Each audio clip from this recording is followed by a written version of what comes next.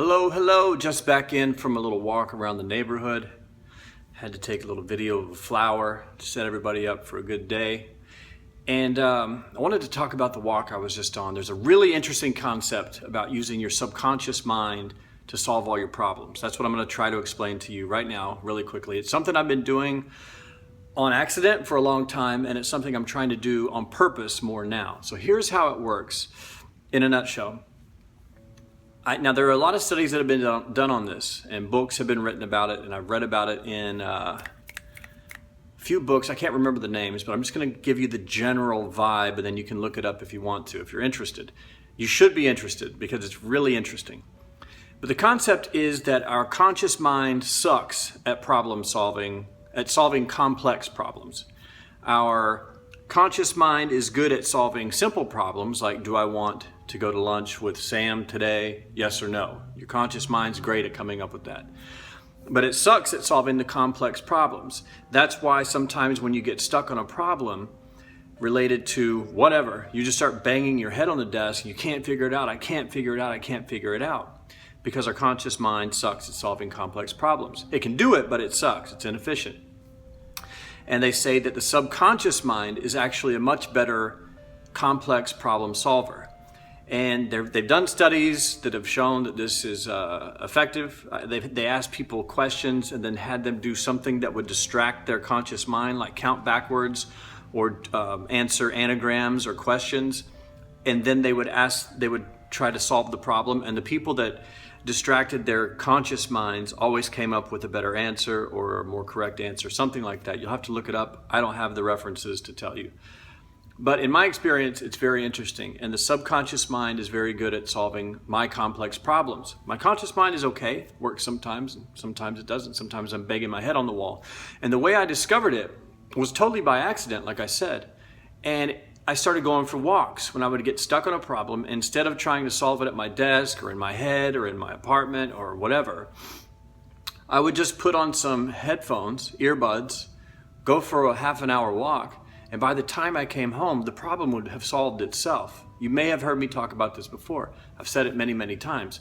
And today I'm referencing it because it just happened to me on my walk. I was stuck on a problem, went for a walk, it solved itself. I opened up Evernote, wrote the answer down, and I came home and the problem solved. No effort required.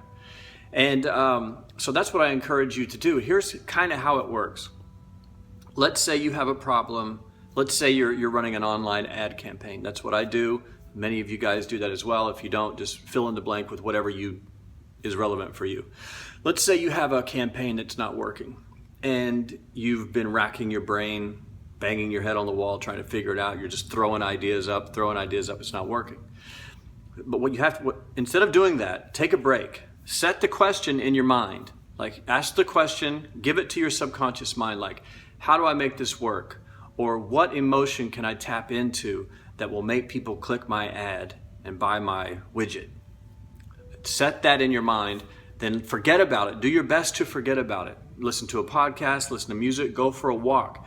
And while my senses are distracted, my conscious mind is distracted with the world. I'm looking at birds, I'm watching cars go by, I'm interacting with people, I'm listening to music, that totally occupies my conscious mind. And that allows the subconscious mind to get to work. And while it's working on the problem, I'm doing these other things, not even thinking about it. And then boom, the problem will solve itself. And it doesn't really solve itself. Your subconscious mind solves it, just kind of throws the answer up to the top of your mind.